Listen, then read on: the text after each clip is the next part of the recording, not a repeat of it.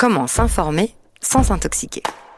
Coucou, chers auditeurs, c'est l'heure de renverser la table avec Vincent Hédin, essayiste et journaliste, qui chaque jour dévore les journaux à la recherche des faits et des chiffres qui aiguiseront ses opinions. On va venir aux solutions, mais ça c'est vraiment très très important. Il n'y a pas de milliardaires de gauche, il n'y aura jamais de milliardaires de gauche. La liste des 11 milliardaires qu'on fait, ils ont tous des scandales fiscaux, des scandales sociaux, des scandales environnementaux. Renverser la table. Un podcast de Victoire Tuaillon. Ici, on a des bonnes conversations avec des personnes qui peuvent nous aider à comprendre un peu mieux le monde, les autres et nous-mêmes. Qui nous encouragent à ouvrir les yeux, même quand ça fait peur parfois, tout en gardant espoir quand même.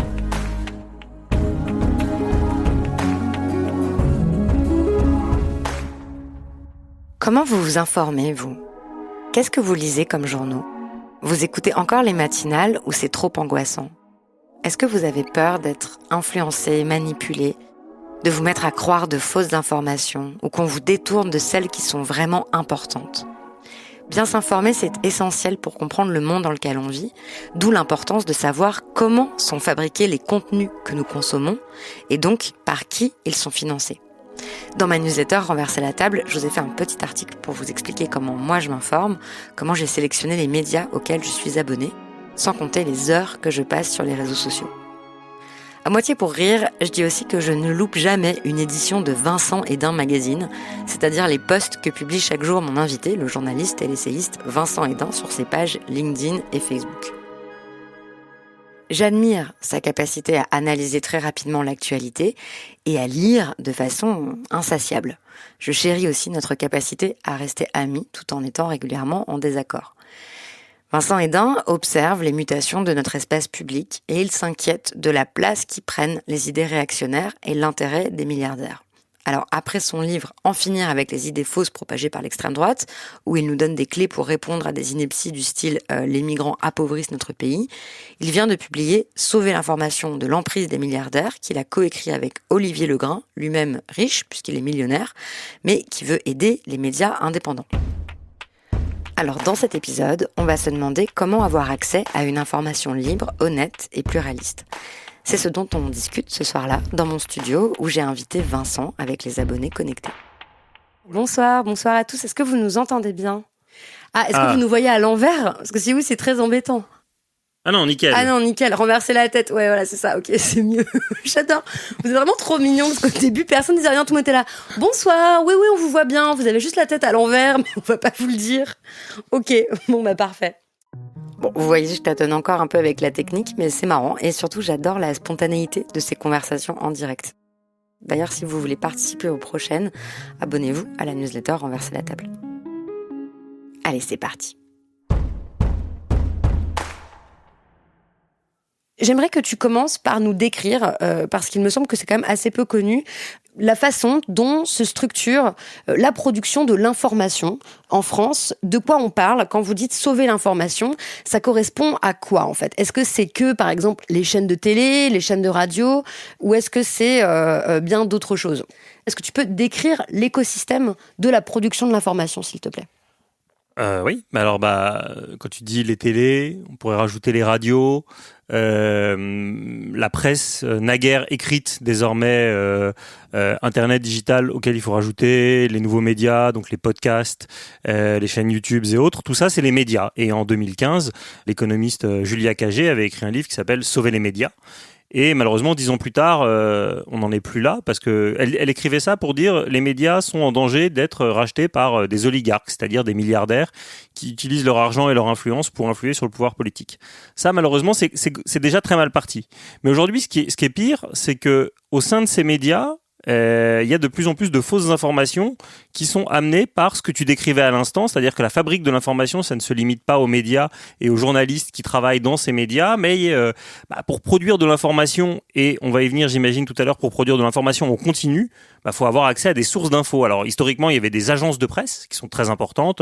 La plus célèbre en France, c'est l'AFP, l'agence France Presse, qui envoie des dépêches toute la journée, et si toi, tu es dans une rédaction, tu te dis tiens, ça c'est intéressant, je vais aller creuser, c'était une des sources, mais ça ne suffit pas. Donc quand on a des chaînes d'infos en continu et qu'on veut remplir toute la journée, c'est bien d'avoir des sondages. Alors il y a des instituts de sondage, et puis d'avoir des think tanks, comme on dit, c'est-à-dire des laboratoires d'idées qui produisent des notes, des infos. Littéralement des réservoirs à penser. On dit aussi des fondations de réflexion, des instituts de réflexion. Des instituts de réflexion, voilà.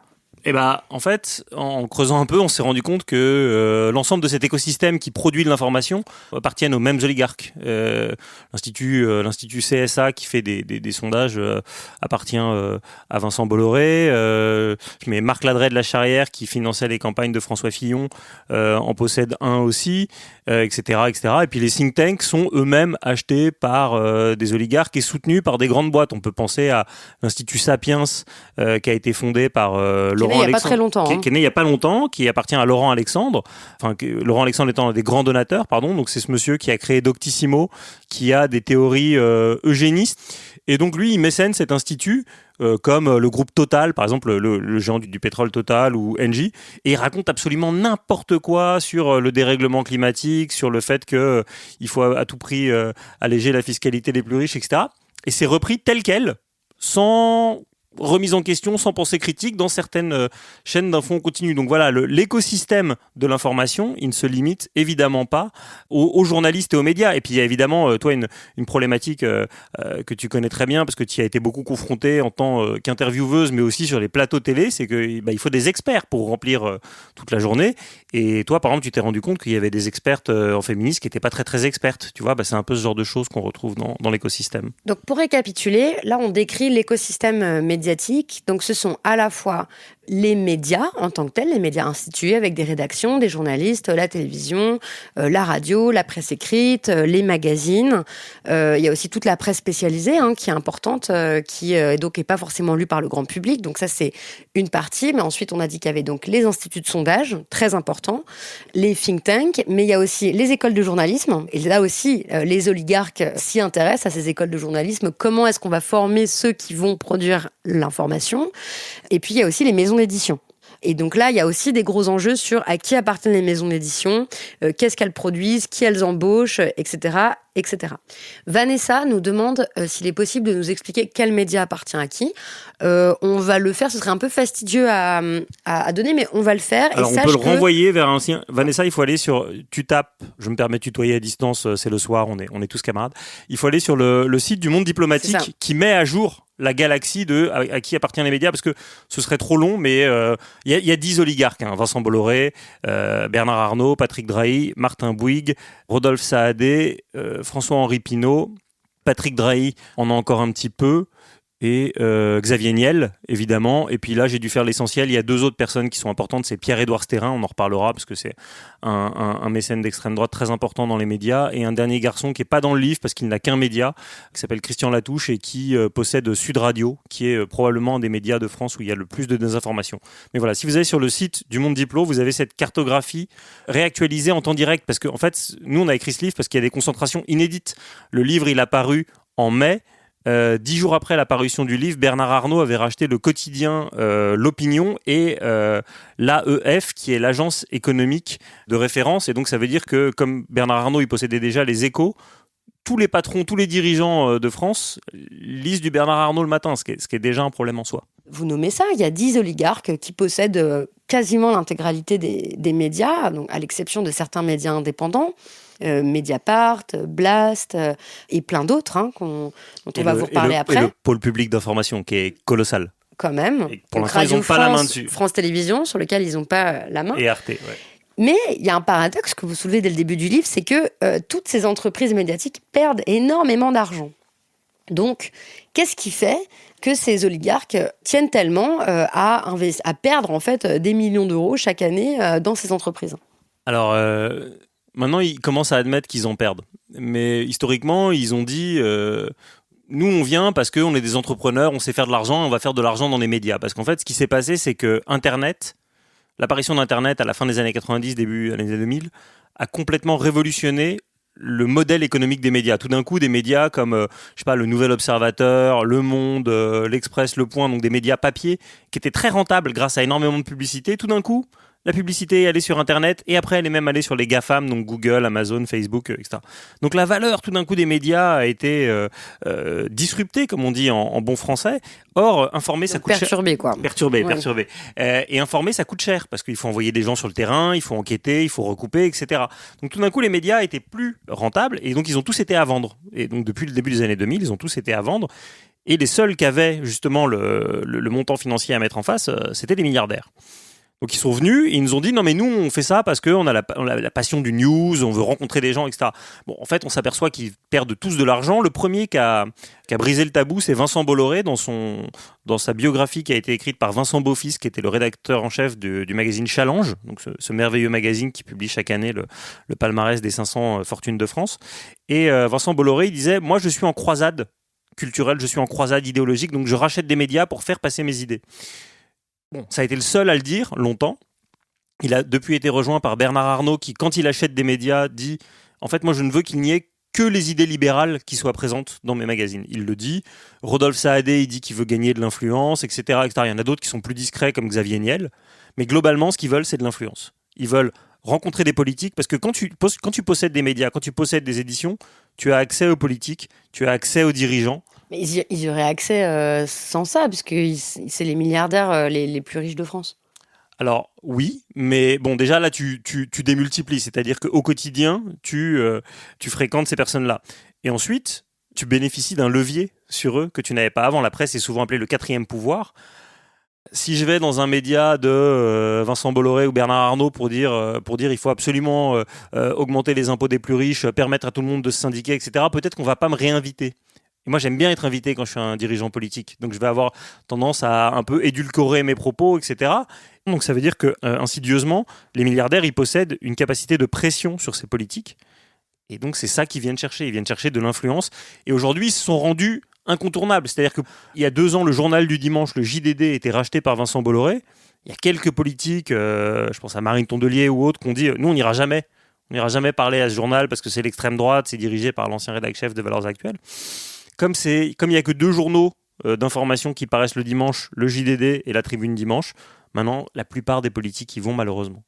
Elliot demande s'il y a des exemples de pays dans le monde qui ont résisté à la mainmise des milliardaires suite à la disruption d'Internet. Alors, ça dépasse mon champ de compétences, mais bon, globalement, je crois que le modèle économique des médias au Japon n'a pas été tellement bousculé par l'arrivée d'Internet. Et aussi traditionnellement dans le nord de l'Europe. Mais sinon, malheureusement, la plupart se sont fait dépecer. Il y a une petite exception qui est The Guardian au Royaume-Uni qui s'est constituée en fondation.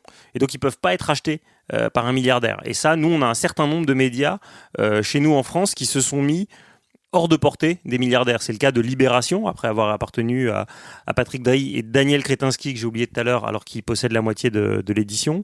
C'est le cas de Mediapart, c'est le cas de quelques journaux, c'est le cas de Ouest France. Ouais. Ouest France, très important, voilà, qui est une association. Mais voilà, c'est vrai que ça vient un peu tard, malheureusement. Lucie nous demande si les médias indépendants, selon toi, arrivent à infuser dans le débat public et à influencer les pratiques et le traitement des médias généralistes. De quelle manière? Est-ce qu'on a des exemples? Moi, j'ai pas de réponse sur ça. Ce qu'on peut dire déjà, c'est que les médias indépendants, c'est une minorité de médias. Donc on le redit, c'est des médias comme... ils sont plus ou moins indépendants, parce qu'il y a aussi des débats sur qu'est-ce que c'est la véritable indépendance. Est-ce que ça veut dire ne dépendre que des abonnements des lecteurs et des lectrices? Par exemple, c'est le cas de Mediapart. À mon avis, c'est le seul cas de médias d'envergure. Après, il y a d'autres publications. Il y a le Canard enchaîné, mais oui. Le Canard enchaîné. Qui d'autre? Frustration Magazine, par exemple, qui ne dépend que des abonnements des lecteurs et des lectrices, mais il y en a quelques milliers, donc ça peut pas faire vivre toute une rédaction. Ils peuvent pas faire des enquêtes très fouillées, des reportages et tout ça. Donc il y a un certain nombre de médias d'opinion en fait qui peuvent être un peu financés par les abonnés, mais c'est tout. Donc la majorité des médias sont pas exactement des médias indépendants. Nexus, La Déferlante, oui, c'est vrai que non, il y en a quelques-uns, mais c'est sûr que c'est pas Charlie Hebdo certainement. Splan, je crois que c'est un média d'investigation en Bretagne, c'est ça? C'est lanceurs d'enquête, c'est eux qui, Inès Léraud et l'affaire des algues vertes, c'est ça qui les avait vraiment fait connaître. Ok, donc on a dit que les oligarques possèdent donc Leur fortune provient aussi de leur proximité avec l'État. Enfin, je pense à la fortune de Rodolphe Saadé, par exemple, mais ça nous entraînerait trop loin. Mais ce que je veux dire, c'est que... Non, mais si, tu peux le dire. C'est-à-dire que l'intégralité des 11 milliardaires, enfin des 10 milliardaires, c'était il a fait Smartbox. Voilà, juste n'achetez pas de Smartbox et vous arrêterez de favoriser l'extrême droite. Mais tous les autres ont des relations très fortes avec l'État. La famille Dassault qui possède le Figaro, c'est Emmanuel Macron qui est le VRP de Dassault.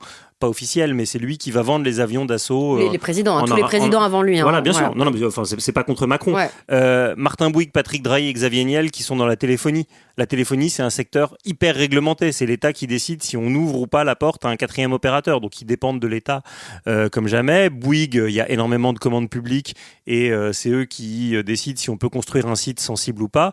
Rodolphe Saadé, tu viens de le dire, c'est CMA, CGM, donc c'est les grands conteneurs de bateaux à Marseille. Et eux, ils dépendent. Est-ce qu'ils gardent leur niche fiscale à 2,1% d'impôt sur les sociétés ou est-ce qu'on décide de faire une exception et de les taxer beaucoup plus, ce qui serait un peu tentant parce qu'ils font des super profits depuis 2020 de l'ordre de plusieurs dizaines de milliards d'euros. Donc c'est très tentant, donc il a intérêt à se mettre bien avec le président et ainsi de suite.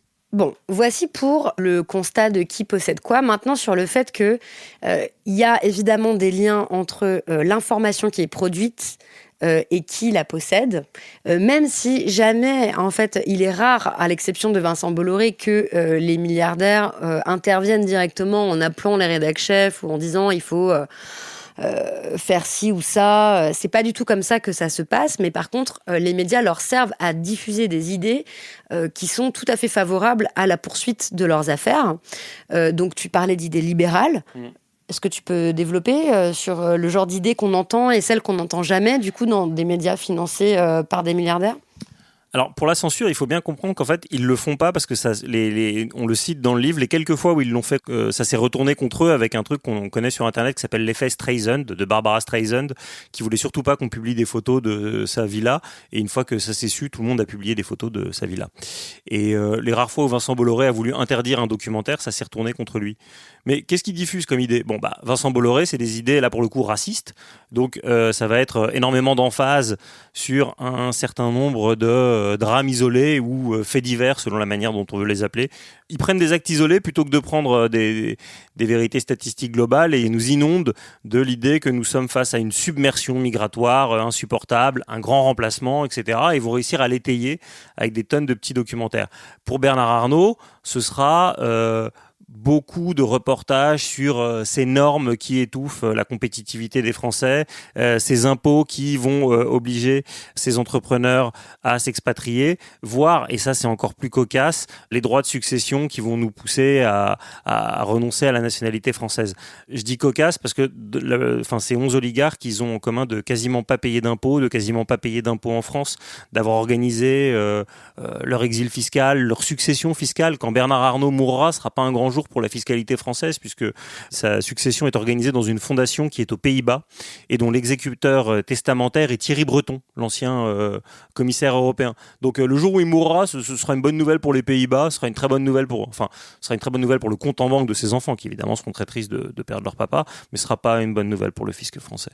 Donc ils défendent des idées économiquement libérales, donc du coup l'idée par exemple de taxer les riches, l'idée qu'il y a des inégalités qui ont littéralement explosé, que en fait la fraude fiscale elle est beaucoup plus importante que la fraude sociale, enfin des idées qui paraissent évidentes quand on est à gauche et puis qui surtout c'est même pas des opinions en fait, c'est des faits avérés, mesurés statistiquement, etc. Pourquoi ces médias-là mettent plus d'accent sur les faits divers que des médias d'investigation par exemple ? Parce qu'il y a une formule de Pierre Bourdieu qui est célèbre, qui est le fait divers fait diversion. Ensuite, parce que le fait divers... Ça fait diversion, ça nous distrait en fait. Ça nous distrait, ça nous fait penser à autre chose.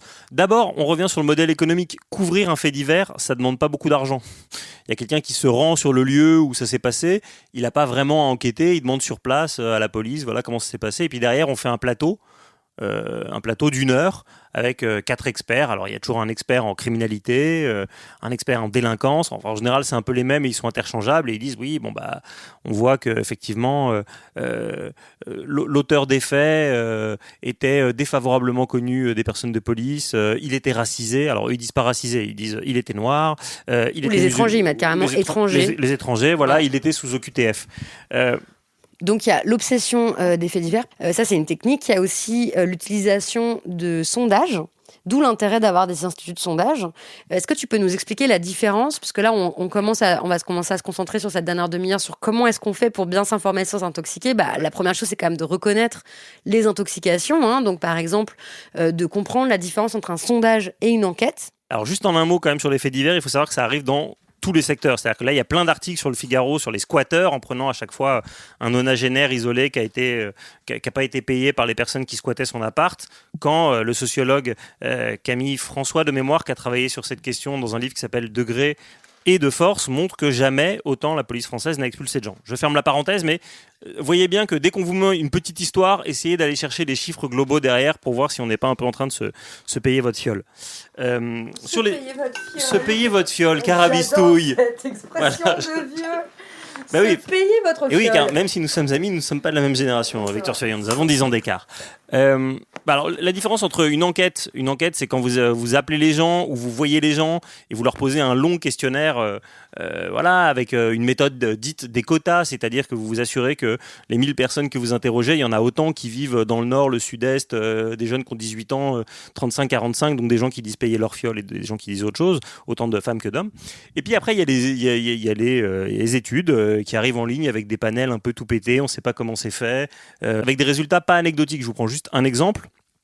En février dernier, lors de son discours de politique générale, François Bayrou dit je comprends nos compatriotes qui pensent qu'il y a un sentiment de submersion migratoire. Le soir même, Cluster 17 sort une étude pour dire Cluster 17 c'est le pire des instituts de sondage. C'est vraiment le fast-food des instituts de sondage qui agrège des données, on ne sait pas comment. J'en ai parlé avec 2-3 sociologues spécialistes des sondages qui me disaient c'est vraiment pas sérieux la manière dont ils posent leurs questions. Et donc le soir même, alors que Bayrou a parlé à 16h, à 23h, ils disent 75% des Français sont d'accord avec lui. Bon. Un mois après, La Croix relaye une étude européenne qui montre que quand on pose aux Français des questions sur ce thème-là, à savoir estimez-vous qu'il y a trop d'étrangers en France, estimez-vous que la France fait sa juste part dans l'accueil qu'elle devrait faire aux étrangers, on voit qu'il y a 66% des Français qui trouvent que la France n'en fait pas assez. Donc, c'est pas à la marge, on fait dire absolument l'inverse avec des chiffres montés à l'emporte-pièce. Et pour finir sur cette fabrique de la désinformation, le drame qu'on vit actuellement, c'est que une fausse information se répand 6 fois plus vite que le contre-feu. C'était valable avec Donald Trump en 2016, qui avait publié une vidéo où il disait le pape François me soutient. Et évidemment, le Vatican avait publié une réponse par la suite en disant écoutez, peut-être que ce monsieur se revendique de la foi chrétienne, c'est son problème, mais évidemment, on ne le soutient absolument pas parce qu'il a des propos sur les migrants, sur les femmes, etc., qu'on ne peut pas accepter. Donc l'étude que tu cites là, c'est une étude du MIT, oui. Du Massachusetts Institute of Technology, qui a mesuré ça, la vitesse de propagation des fausses nouvelles.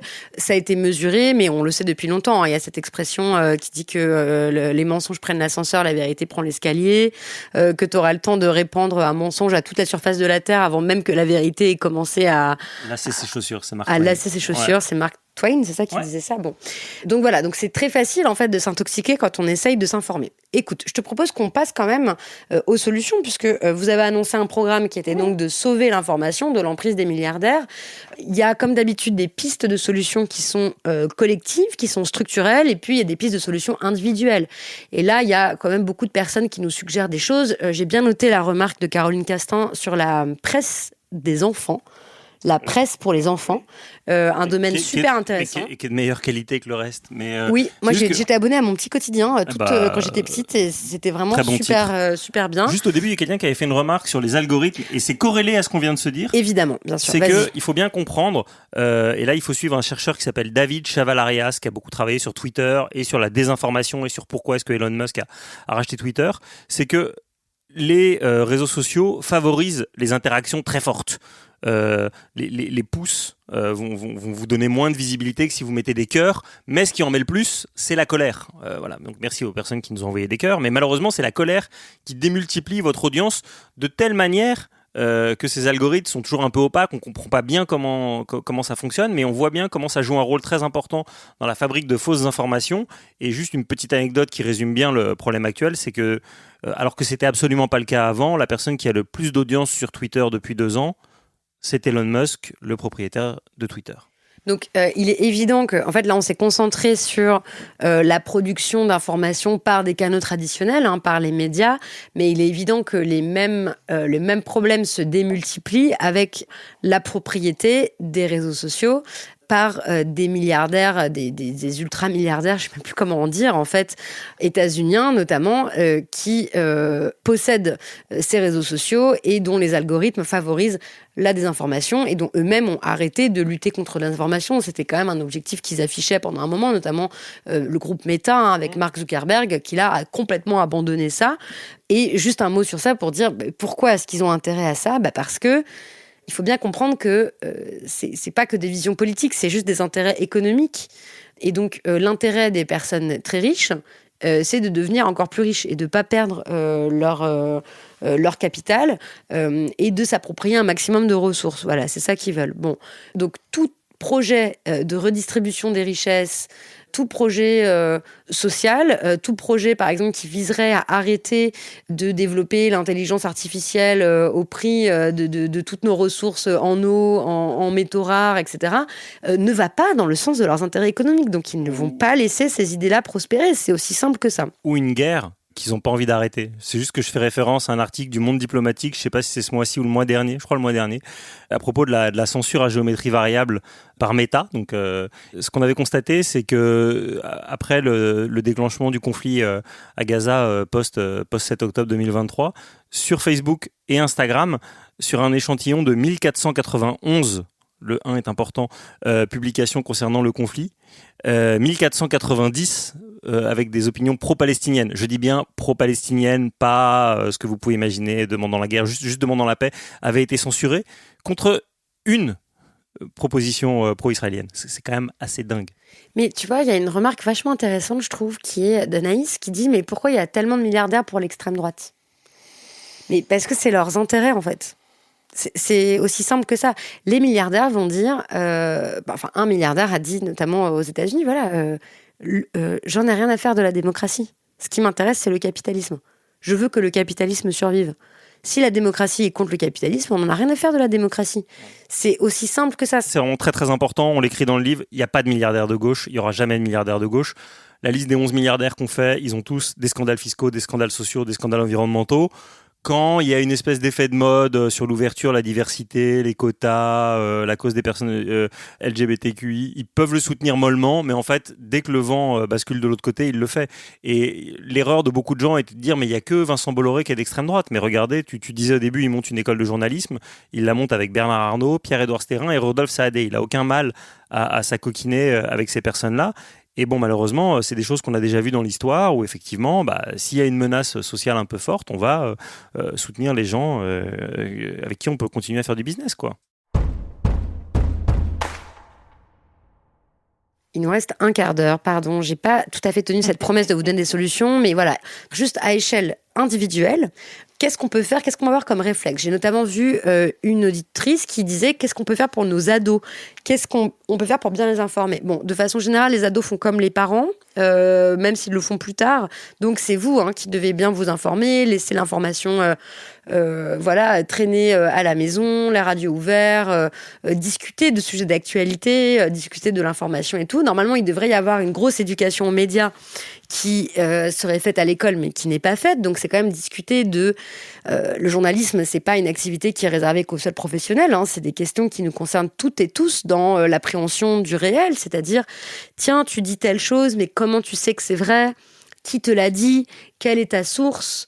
Comment est-ce qu'on pourrait te contredire ? Enfin, il y a tout ce travail-là d'éducation, en fait, à ce qu'est une information versus ce qu'est un mensonge. Voilà. Quelqu'un mentionnait la presse enfant. La presse enfant, ils accueillent les enfants pour des séquences pour leur expliquer ça. Et normalement, on a un organisme qui s'appelle le CLEMI, le centre sur les médias, et qui fait beaucoup d'interventions à l'école. Malheureusement, quand Rachida Dati a décidé de sabrer la part individuelle du Pass Culture cette année, ça a complètement coupé ces interventions dans les écoles qui sont nécessaires. Mais si vous avez des ados, vous pouvez leur demander, est-ce que vous allez voir dans votre bahut, est-ce que vous allez voir vos profs pour demander est-ce qu'on vous donne ces leçons élémentaires. Comme tu disais, c'est juste l'occasion de dire aux jeunes, après vous pensez bien ce que vous voulez, vous avez les opinions que vous voulez, mais en fait ça c'est un fait, ça c'est une opinion, ça c'est un émetteur, ça c'est une source. Parce qu'aujourd'hui, ce dont on se rend compte de plus en plus, c'est que l'émetteur commence à avoir plus d'importance que la source.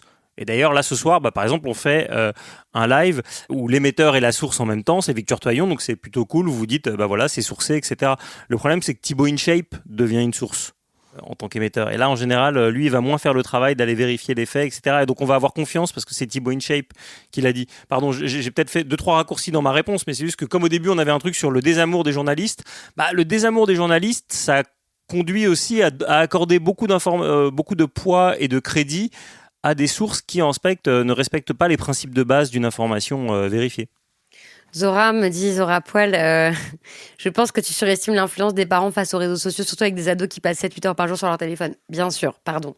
Donc, pour répondre à notre question de comment est-ce qu'on peut s'informer sans s'intoxiquer, il y a évidemment au niveau juste individuel, il y a le choix, les sources dans lesquelles on s'informe. Donc effectivement, si on s'informe via des médias indépendants, qui donc sont financés par les abonnés, qui affichent des ambitions journalistiques, qui ont une charte des journalistes, qui affirment leurs principes d'éthique journalistique, de respect de la vérité, du contradictoire, de l'enquête, etc. Bon, c'est déjà super bien, Donc ça, c'est une première chose. Ensuite, je trouve que c'est quand même très intéressant d'aller voir ce qu'on pense ailleurs. Moi, il y avait une question comme ça qui disait, est-ce qu'il y a des médias indépendants de droite dans lesquels s'informer ? Écoute, je ne sais pas. Alors, je n'en connais pas de droite, mais en tout cas, d'aller lire de la presse, voir comment les faits sont présentés dans des médias qui n'ont pas forcément notre opinion. C'est toujours intéressant. Non, ça c'est obligatoire. C'est obligatoire. Moi, je lis le Figaro tous les jours. Alors, comme je suis pas abonné, je lis les résumés, les chapeaux, de temps en temps quelques papiers, parce que voilà. Et dès que je me déplace et que je trouve une chambre d'hôtel avec une télé, je regarde pendant 2-3 heures CNews, BFM, LCI. Je regarde la manière dont ils traitent les infos. C'est pas possible de leur faire des procès d'intention. Il faut écouter. Quand il y a une petite grève à Radio France, j'en profite pour écouter Radio Classique, propriété de Bernard Arnault.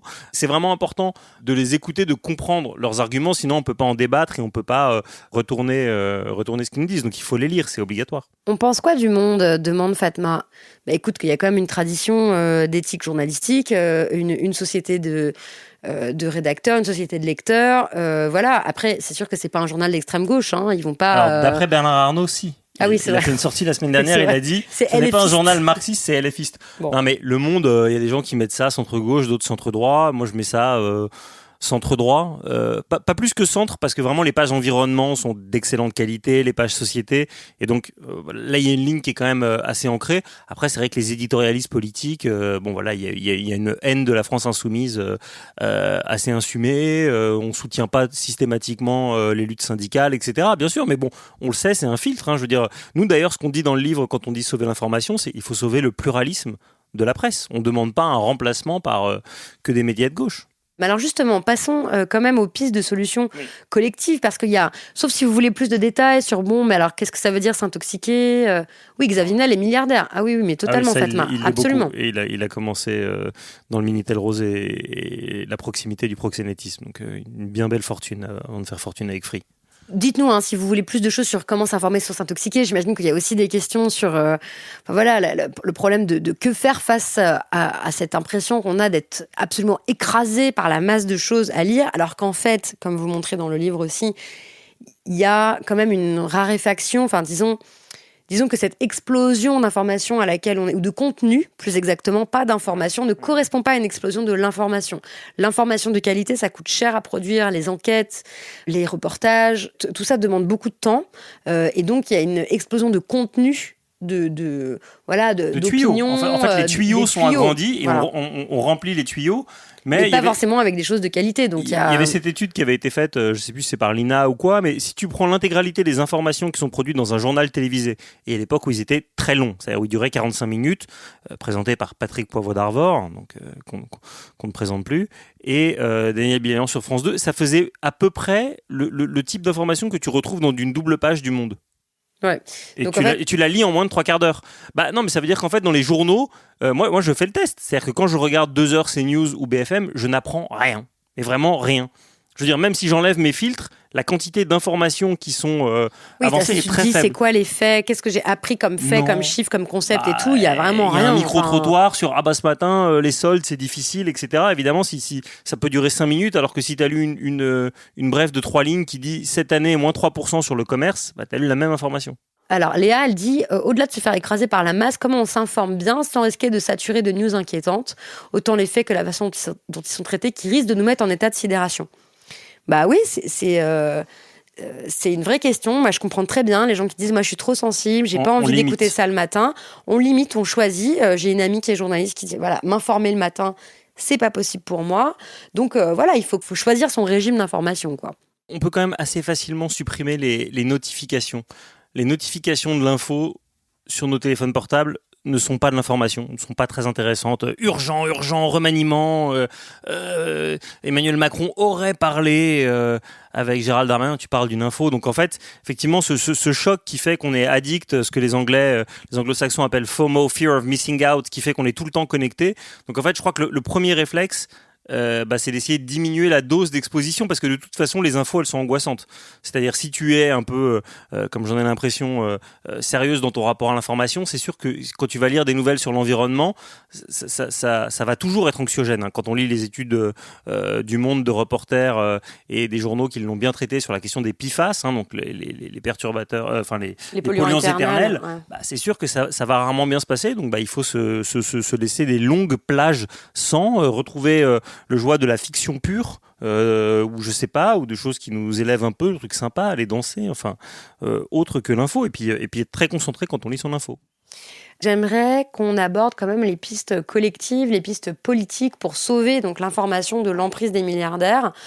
Et au passage, j'aimerais que tu dises un mot sur le fait que l'auteur principal de ce livre est lui-même millionnaire. Donc lui-même aussi a des intérêts à ce que quand même on ne mette pas trop en question ça, sachant que sa fortune, il l'a faite avec des produits financiers et avec la vente et la revente d'entreprises, c'est ça ? Il a fait ce qu'on appelle un LBO, un Leverage Buyout. Donc en fait, c'était un haut cadre chez Lafarge, le cimentier. Et donc, il a gagné du jour au lendemain 100 millions d'euros quand il avait 50 ans. Alors, est-ce que ça en fait forcément... Bon, d'abord, il paye ses impôts. Ensuite, il demande à payer plus d'impôts. Ensuite, il a utilisé sa fortune pour 2 projets. Le fonds Riace, qui aide les personnes exilées ou migrantes à essayer de s'insérer dignement. Et ensuite, cette fameuse maison des médias libres. Donc, en fait, il a acheté un immeuble où des rédactions de médias indépendants, des éditeurs indépendants vont pouvoir travailler pour un loyer modéré avec un amphithéâtre et des studios de prod mutualisés, pour essayer d'avoir plus d'enquêtes mutualisées, de pouvoir mieux travailler ensemble. Alors on me dira, mais oui, mais il est toujours millionnaire, c'est toujours lui le patron. Il est le patron de rien du tout. La Maison des Médias Libres, c'est une association, donc pour pouvoir adhérer, il faut payer. Et c'est les journalistes entre eux qui décident de qui peut rentrer, qui peut pas rentrer. Olivier, il n'avait pas les moyens de racheter une télé, il le dit au début, 100 millions d'euros, ça suffit pas. Rodolphe Saadé, il a fait un chèque de 1,5 milliard pour racheter BFM et RMC, donc 15 fois plus. Mais Olivier, il aurait pu racheter des tas de petits médias.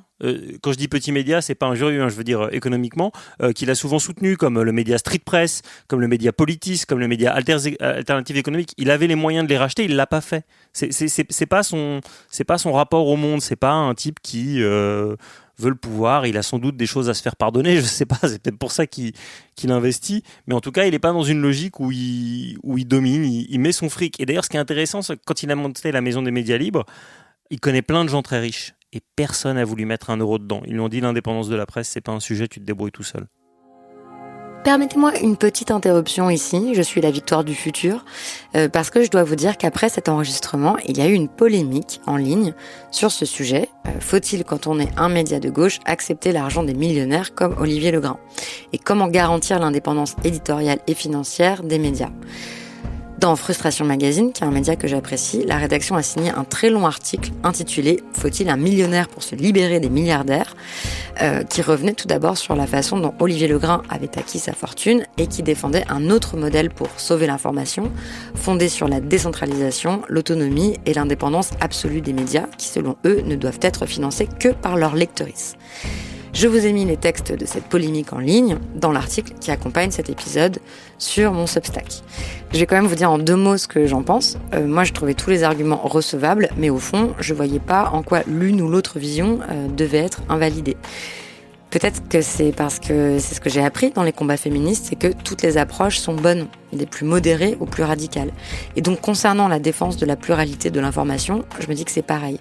Ceux qui veulent absolument pas accepter des subventions de qui que ce soit, et surtout pas des millionnaires, parce que ils estiment que ça va les mettre dans une situation de dépendance, que ça va les pousser à l'autocensure, qu'ils le fassent pas. Et quant aux autres, il faut effectivement qu'ils se demandent comment ces grands donateurs peuvent influencer le moins possible le contenu du média. Voilà. Donc, une fois que ça c'est dit, comment sauver l'information de l'emprise des milliardaires politiquement? Qu'est-ce qu'il faut faire contre les réseaux sociaux, contre leurs algorithmes, contre la concentration des médias là, dans les mains des oligarques? Qu'est-ce qu'il faudrait faire, idéalement? Bon, il y a 2-3 choses qui sont quand même très réalistes et très faisables. D'abord, on a l'outil, ça s'appelle l'Arcom. Il faut juste mieux le doter et lui donner plus de pouvoir. L'Arcom, c'est donc cette autorité de régulation qui a décidé de ne pas renouveler le canal d'émission pour C8. Mais ils auraient pu aller plus loin en refusant de renouveler le canal pour CNews. Et ils auraient pu ne pas prendre un média qui appartient à Daniel Kretinsky, mais pousser un média de gauche qui était poussé, je crois, historiquement par le média avec d'autres. Tout à l'heure, j'ai vu passer dans les commentaires l'initiative de Coop Média. Donc toutes ces choses-là sont intéressantes. Nous, ce qu'on se dit, c'est qu'ils pourraient faire plus de ripostes graduées pour que ça paraisse pas délirant. C'est-à-dire que à chaque fois qu'il y a un vrai manquement à l'information qui est fait, comme par exemple CNews, ils avaient comparé l'IVG à un meurtre de masse. Bon, ça, par exemple, c'est passible de poursuite. On pourrait mettre des amendes plus fortes et au lieu d'aller vers le non-renouvellement, on pourrait dire, bon là, en fait, ça fait 3 fois qu'on vous prend, donc maintenant, ça suffit. Pendant 1 semaine, vous arrêtez d'émettre, on vous coupe le tuyau, vous réfléchissez, vous faites un séminaire et on voit comment ça se passe quand vous revenez. Et si en revenant, vous redéconnez, vous recontrevenez à la loi, là, pour le coup, on vous supprime.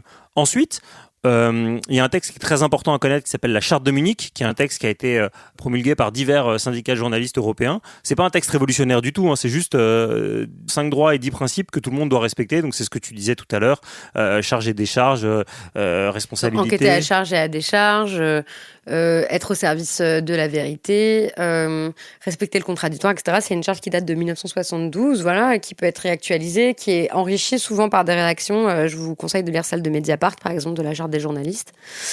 Voilà. On peut considérer que toutes les entreprises de presse qui ne respectent pas ces principes, et donc typiquement CNews et Europe 1 tomberaient là-dedans, puisque en fait, déjà ils font pas à charge et à décharge, il y a que des mecs en plateau, que des mecs de droite, que des experts de droite. Ça, c'est la sociologue Claire Secaille du CNRS qui l'avait prouvé en montrant que 67% du temps d'antenne était dévolu à des personnes d'extrême droite.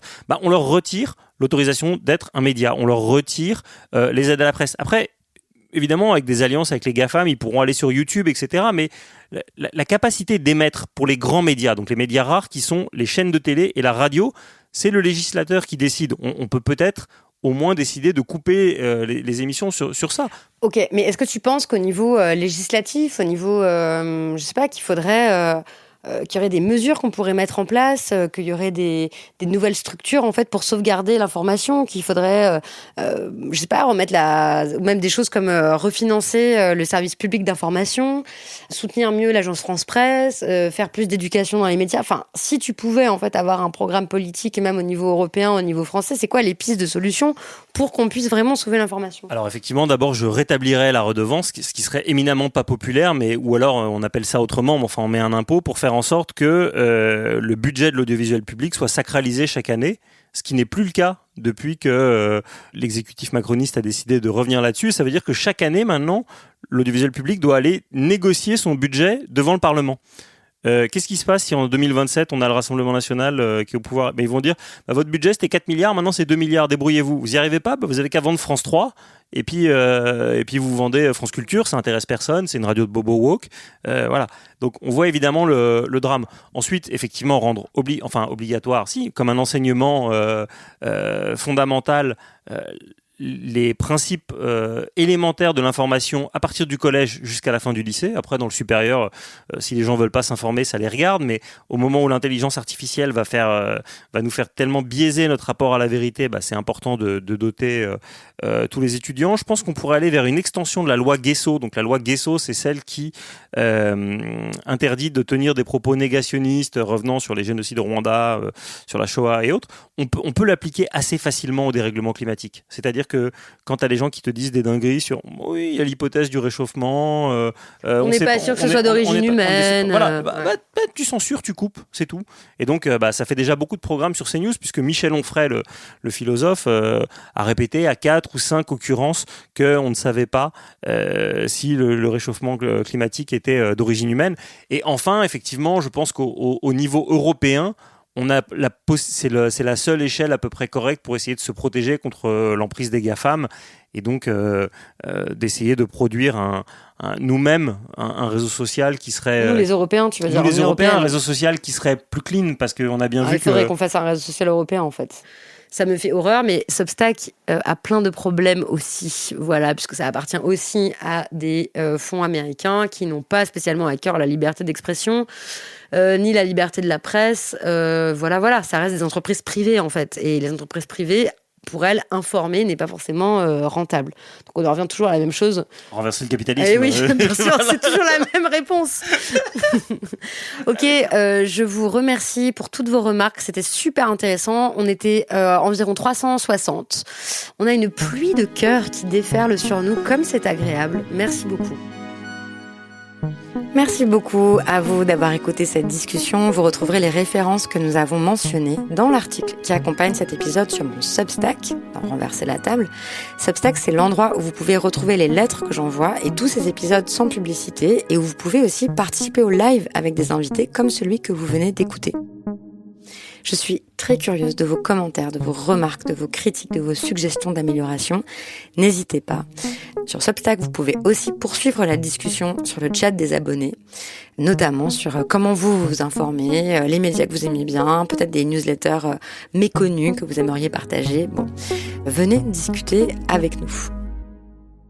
Merci à Vincent Hédin pour sa participation. Je vous recommande vraiment de lire En finir avec les idées fausses propagées par l'extrême droite, et puis son nouveau livre Sauver l'information de l'emprise des milliardaires.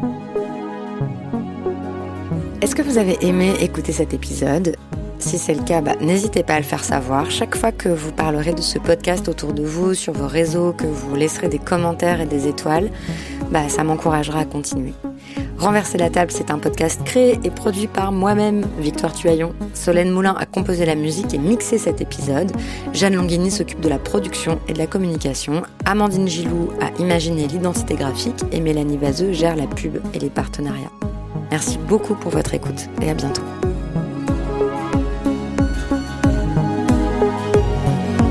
Ciao, merci.